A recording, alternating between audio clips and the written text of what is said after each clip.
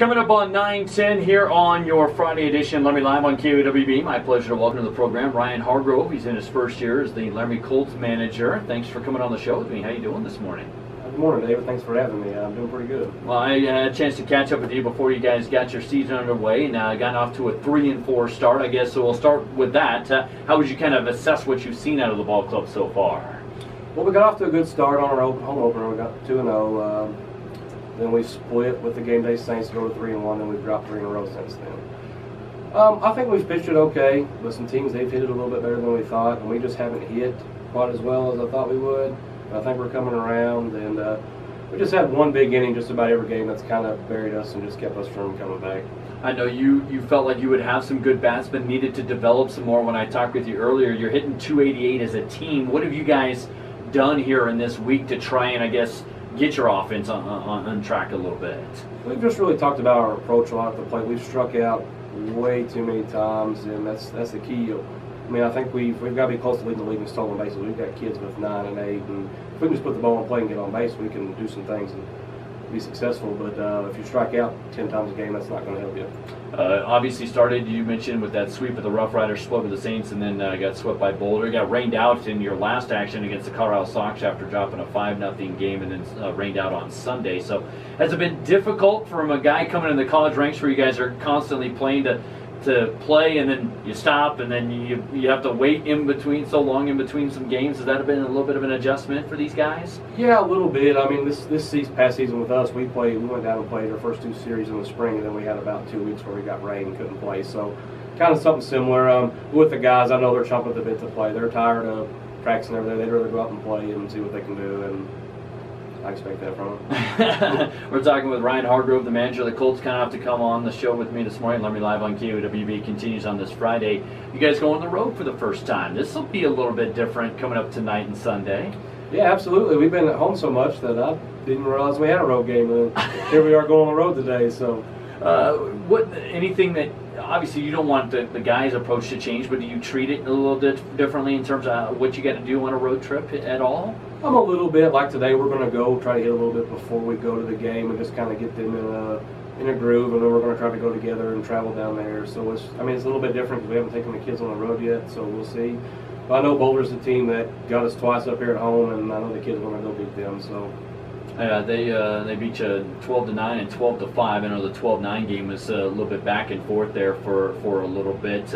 Anything else that you've kind of seen so far that concerns you at all so far through the first 7 that you really feel like you kind of got to turn around to get things going in the right direction?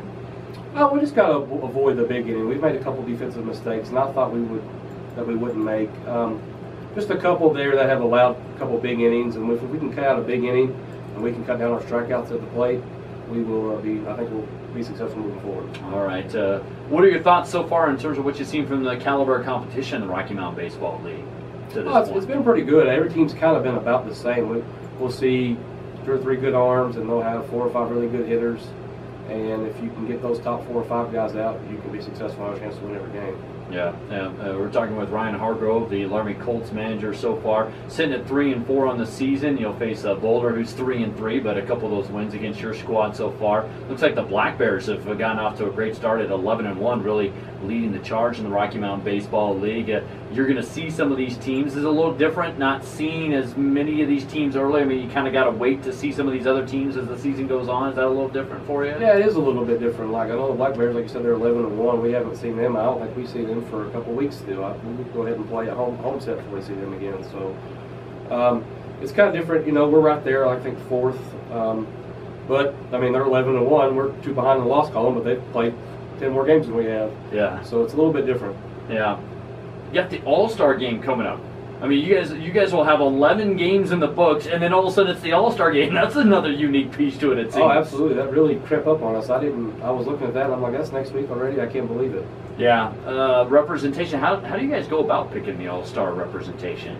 So we get 3 kids. We get a pitcher, an outfielder, and an infielder. And we just I get together and I just kind of think about kids that have worked hard and kind of look at the stats a little bit, and the kids that kind of deserve it. And so we got 3. Yeah. Who are you sending this year? Connor Sharp, he's a pitcher. He's actually throwing for us tonight. He's 2-0 on the season. Connor's pitch is as good as you can pitch in the league, I think. He's got about a 1 ERA. He gets ground balls. He guys off balance. He really deserves to go. I really wish we could take 2 pitchers. Nick Sumstein, he also deserves to go, but you only get 1. Yeah. So I mean, that's a tough decision for a coach to have to make. And I coached Nick in college, and it's just, but they both deserve to go. But I felt like Connor deserved the nod more. And also our third baseman Joe Brazil. He's hit the ball really well. He's hit over 500. He's hit a couple home runs at Cowboy Field. I mean, some shots out in the trees. So nice. Those aren't cheap ones.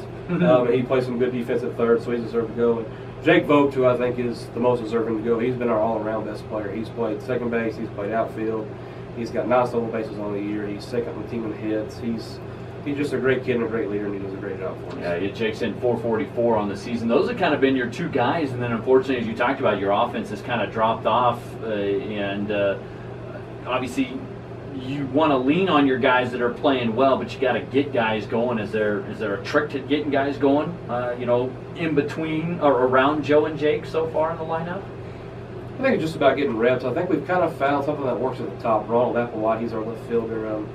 He's been our leadoff hitter, and when he gets on base, we got Garrett hitting behind him, and if he moves him over, we got a chance for Joe and Jake with runners on base in the scoring position to come up and do a little bit of damage. Then we've got Evan and Ryan right behind them, and if we can get three of those 4 going, I think we can score 5 or 6 runs a game.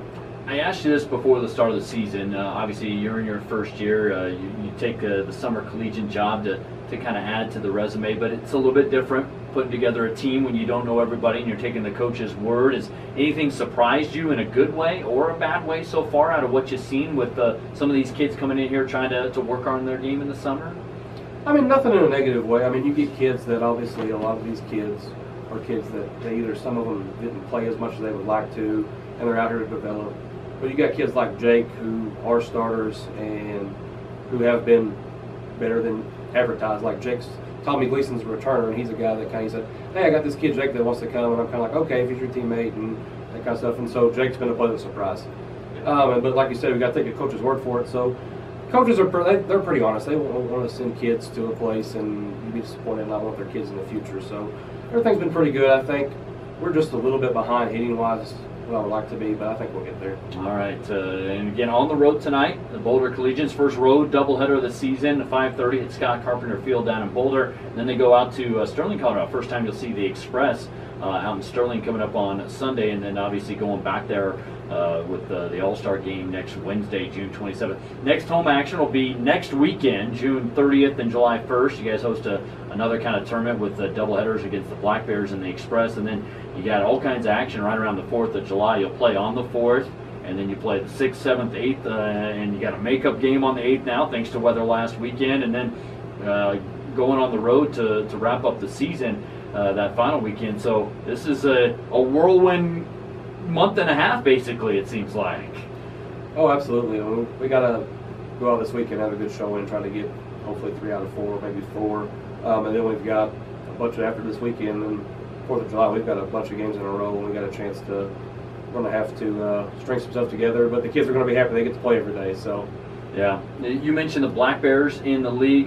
Denver Cougars is a team that you won't see for a few more weeks. They'll be one of those teams in, on the 4th of July and right after that. But outside of that, it seems like this league pretty balanced. There's a lot of teams right there in the middle of the league standings. You mentioned the Black Bears out in front, but everybody else kind of in that 3-3, 3-4, 3-5 type of range. Yeah, it seems like everybody's been just playing kind of who we've been playing and just kind of been splitting. So. I know that the Rough Riders are off to a little bit, they're down towards the bottom, but I think they're right there with everybody else. They gave us 2 tough battles. But everybody else just seems to be, I mean, like I said, everybody we've seen has been about the same, couple good arms and about 4 good bats. So. All right, well, we wish you nothing but the best. Have fun on the road for the first time this weekend, and that'll be something different, traveling today and again on Sunday. And then the Colts are back at Cowboy Field next Saturday, June 30th, and Sunday, July 1st. And again, those are doubleheaders on the schedule. The Black Bears, the league-leading Black Bears, will be here next Saturday at 1 p.m. and then the Sterling Express on Sunday, July 1st at 1 p.m. More action on July 4th. And then you've got the Colts playing July 6th, 7th, and 8th at home. So a lot of home action coming up here in the next couple weeks. Not this weekend, but the next couple of weeks. And your impressions, I know I asked you about coming out here to this part of the country because you're from down in Arkansas. You've had a chance to kind of be around the community for a couple weeks. What are your impressions of the gym city here in Laramie? Oh, Laramie's an awesome place. My wife actually got to come up and visit this week, and she's talked about how she would like to move up here. And I said, well, you might change your mind about December. She's not a winter gal. But no, it's a great city. The weather's nice. It's about 30 degrees cooler here than it is at my house, and I enjoyed it. Everywhere I've been, people have been pleasant. It's a great community. Well, we're happy to have you. Wish you some more success. Go get them in Boulder and Sterling this weekend. We'll catch up with you down the road here as you get back home. Thank you. I appreciate it.